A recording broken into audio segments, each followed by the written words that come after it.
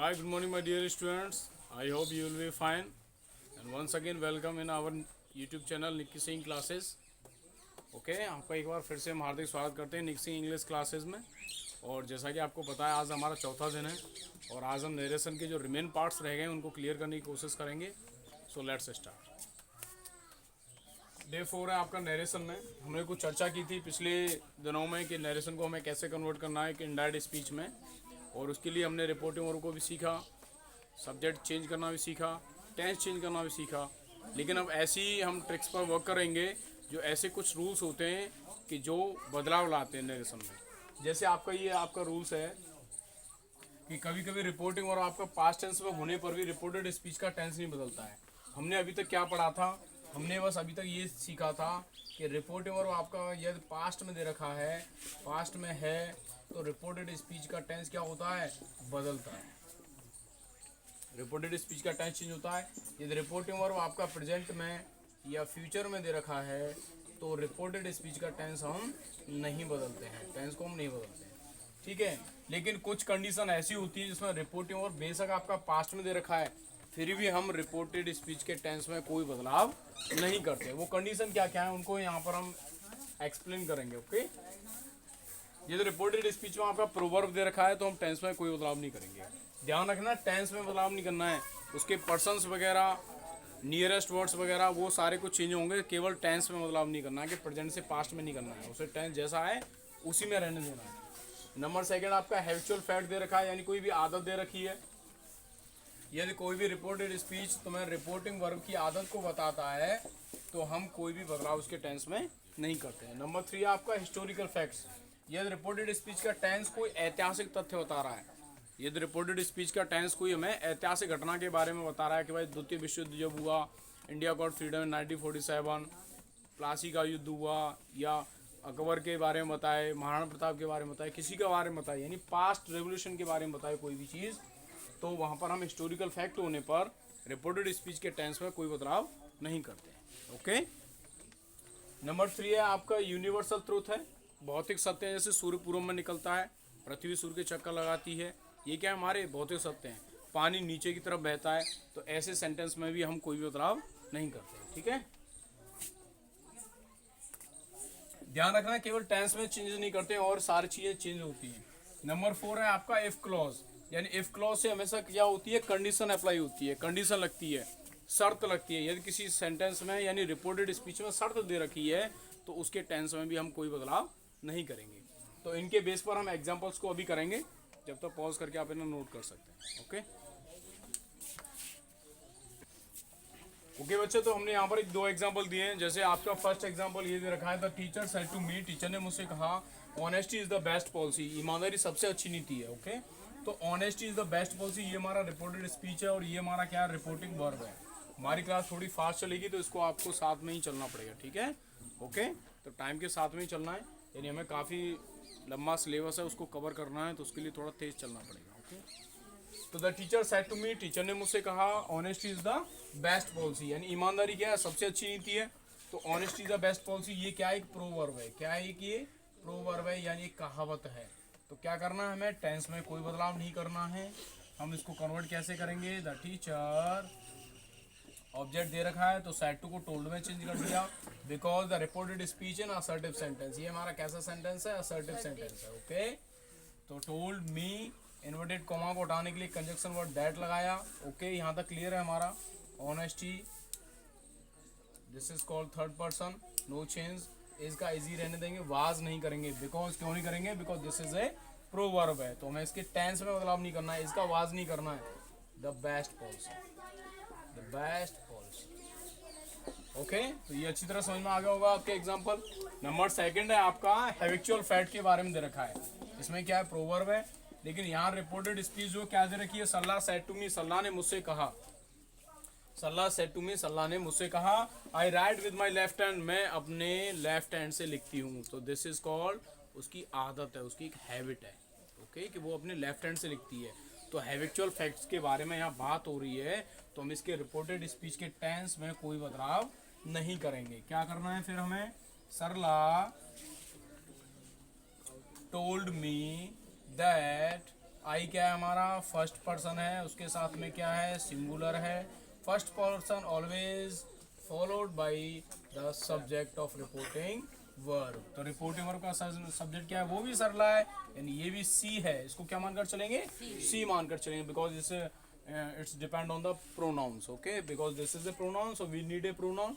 This is now a nominative case, so we need a nominative case, यानी ये कर्ता कारक के रूप में है तो हमें भी कर्ता कार्य की चाहिए। ओके, तो सी है, तो यहाँ पर क्या हो जाएगा, सी हो जाएगा। आप सरला भी कर सकते हैं, फिर भी आपका सेंटेंस गलत नहीं होगा। यहाँ तक क्लियर है ना। हमारा सब्जेक्ट चेंज किया हमने, आई क्या था, फर्स्ट पर्सन था, फर्स्ट पर्सन का सिंगुलर था, तो फर्स्ट पर्सन किसके अकॉर्डिंग चेंज होता है, सब्जेक्ट के अकॉर्डिंग चेंज करना होता है। देखो बार बार मैं इस चीज़ को क्यों समझा रहा हूँ, क्योंकि नरेशन में सब्जेक्ट चेंज करना ही सबसे इंपॉर्टेंट बात है। आप ट्रांसलेशन रूल्स वगैरह इन सारों को याद कर सकते हैं, लेकिन पर्सन चेंज करना आप याद नहीं कर सकते हैं, इन्हें सिर्फ क्या कर सकते हैं, आप समझ सकते हैं। तो आपको गहराई से समझना है।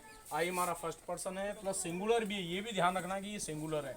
आई फर्स्ट पर्सन किसके अकॉर्डिंग चेंज होगा, रिपोर्टिंग वर्ब के सब्जेक्ट के अकॉर्डिंग। रिपोर्टिंग वर्ब का सब्जेक्ट क्या है, सरला है, वो कि क्या है, थर्ड पर्सन है। कोई भी नाम होता है सारे थर्ड पर्सन में आते हैं। ओके, और थर्ड पर्सन में सरला को सी माना हमने, तो सी क्या है, सिंगुलर है। ठीक है, तो सी आ गया, या सरला भी लिख सकते हैं यहाँ पर। अब ये कौन सा टेंस है, राइट आ रहा है, यानी प्रेजेंट इंडेफिनिट में दे रखा है, लेकिन हमें ये पास्ट इंडेफिनिट में नहीं करना है। क्यों नहीं करना है, क्योंकि हमारा रिपोर्टेड स्पीच क्या दिखा रहा है, हैबिचुअल फैक्ट दिखा रहा है, यानी आदत दिखा रहा है ये हमें। उसकी आदत है कि वो लेफ्ट हैंड से लिखती है, तो टेंस में कोई बदलाव नहीं करना है। प्रेजेंट इंडेफिनिट था ये, तो प्रेजेंट इंडेफिनिट में ही रहना है। सी राइट्स, क्या कर देंगे इसको, राइट्स करेंगे, बिकॉज यहाँ पर प्लूरल प्रोनाउन था, सब्जेक्ट हमारा प्लूरल था, तो वर्ब भी प्लूरल आई। यहाँ हमारा प्लूरल सब्जेक्ट नहीं है, सिंगुलर है, तो वर्ब कैसी आएगी, फिर सिंगुलर आएगी। हमने एस और यस का यूज कर दिया। सी राइट्स विद, अब माई को चेंज करना है। एक तो नियम हमारा क्या है, हमारा ग्रामेटिकल नियम है। क्या नियम है वो, कि माई क्या है, आई के साथ पॉजेसिव केस है। आई का पॉजेसिव केस है, यानी हमें यहाँ पर पॉजेसिव केस की आवश्यकता है। आई क्या है, फर्स्ट पर्सन है, फिर एक बार जाएंगे सब्जेक्ट के पास में, सी का पॉजेसिव केस क्या होता है, हर होता है। या तो ऐसे कर लो, फिर अपना वही धर्मपाली का आधा अपना लेते हैं।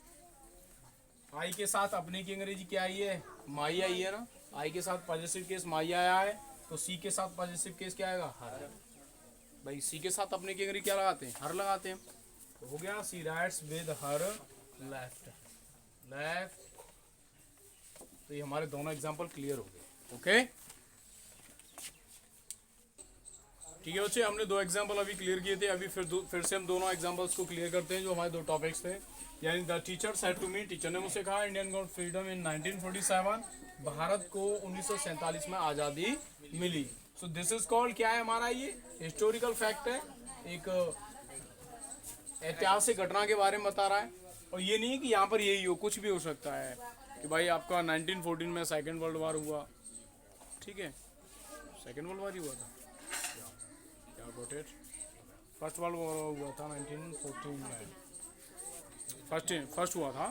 तो इस टाइप से जो भी हमारी इंसिडेंट है, हमारे जो पास्ट में हुए हैं, वो सारे किस में आ जाते हैं, हिस्टोरिकल फैक्ट में आ जाते हैं। ओके, और नंबर सेकंड दे रखा है, the sun rises in the east, ये क्या है, एक यूनिवर्सल ट्रुथ है कि सूर्य पूरब में निकलता है। ध्यान रखना, जितने भी यूनिवर्सल ट्रुथ होंगे वो हमेशा प्रेजेंट इंडेफिनिट में होंगे।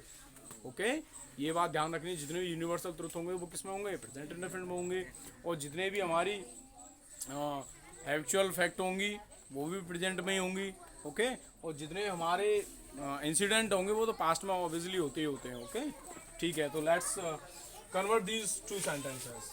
तो हमने क्या किया, द टीचर सैड टू को चेंज कर दिया टोल्ड में, टोल्ड मी, इन्वर्टेड कॉमा हटाने के लिए दैट यूज किया। ओके, और ये हमारा कैसा सेंटेंस है, एक हिस्टोरिकल फैक्ट है। कैसा सेंटेंस है, एक हिस्टोरिकल फैक्ट है, तो इसको कन्वर्ट नहीं करना है, यानी this is called past indefinite. यहाँ से V2 लग रहा है, यानी पास्ट इंडेफिनिट है ये, इसको चेंज हमें नहीं करना है। ओके, तो क्या कर देंगे, दैट इंडिया, प्रॉपर नाउन है, प्रॉपर नाउन है, फर्स्ट लेटर कैपिटल लेटर में, तो India got freedom in 1947। Okay, तो ये हमारा क्लियर हो गया है। ठीक है बच्चे, ये हमारा क्लियर हो गया है, अच्छी तरह समझ में आ गया। अब इसको क्लियर करते हैं। माई मॉम, मेरी माँ ने कहा, my mom told me that, अब ये हमारा क्या है, the sun rises in the east, यानी सूर्य पूर्व में निकलता है। तो ये क्या है कि हमारा यूनिवर्सल ट्रुथ है। रिपोर्टेड स्पीच क्या दे रखी है, यूनिवर्सल ट्रुथ में है, यूनिवर्सल ट्रुथ है। हम ऐसे भी कह सकते हैं the earth moves around the sun, पृथ्वी सूर्य के चक्कर लगाती है, ये भी हमारा यूनिवर्सल ट्रुथ है। ओके, हम कह सकते हैं कि द वाटर पोर्स डाउनवर्ड, पानी जो है फ्लोज डाउनवर्ड, नीचे की ओर बहता है हमेशा, ये भी हमारा एक यूनिवर्सली ट्रुथ है। ओके, भौतिक सत्य हैं ये हमारे सारे। ओके, सो द सन क्या, third person no change, rises in the east. तो इस टाइप से हमने ये दोनों ही टॉपिक्स क्लियर कर लिए। ओके, तो हम दोनों ही टॉपिक्स को यहाँ से नोट कर सकते हैं। ओके बच्चा, this is our last point. हमने भी चर्चा की थी किसके बारे में, हमने चर्चा की थी कि जब क्या होता है हमारा कि अगर रिपोर्टेड स्पीच में इफ क्लॉज दे रखा हो, क्या दे रखा हो, इफ क्लॉज दे रखा हो, इफ क्लॉज दे रखा है रिपोर्टेड स्पीच में। ओके बच्चा, तो यहाँ पर हमारा क्या, रिपोर्टेड स्पीच इफ क्लॉज में दे रखा है, ठीक है। और मैंने बताया था जब when the sentence start with if then it contains, क्या कंटेन्स करता है, ओके, कंडीशन। ध्यान देना है आपको, बातों में ध्यान नहीं देना है, इधर उधर नहीं देखना है और बिल्कुल फोकस करना है, पढ़ाई पर फोकस करना है। If sentence start with if then it have a condition. और दूसरी ट्रिक भी क्या है कि देखो यहाँ क्या दे रखा है, ही दे रखा है, this is a singular, this is a singular pronoun, this is a singular pronoun and singular pronoun always have the plural verb. He के साथ क्या आ रहा है, वर आ रहा है, जबकि आना क्या चाहिए, वाज आना चाहिए, वर आ रहा है। इसका मतलब ये क्या है, सेंटेंस में कंडीशन है, शर्त है। अब शर्त क्या है उसको ट्रांसलेट करते हैं। ही सेड, उसने कहा, if he were at this post, यदि वह इस पोस्ट पर होता, इस ओहदे पर होता, तो he would do the same, वो भी ऐसा ही करता, वो भी ऐसा ही करता। तो हमें इफ क्लॉज दे रखा है, कंडीशन दे रखी है, यानी इसके टेंस में हमें कोई चेंजेस नहीं करना है। तो सो लेट्स कन्वर्ट इट। तो ही सेड दैट, हमारे पास ऑब्जेक्ट अवेलेबल नहीं है, सेड का सेड ही रहने दिया हमने। ओके, तो ही सेड दैट इफ को भी लगाना है साथ में, इफ को भी लगाना है साथ में, because these are both very well knows, these both words are conditional words. Okay, and this also these both words are joining words.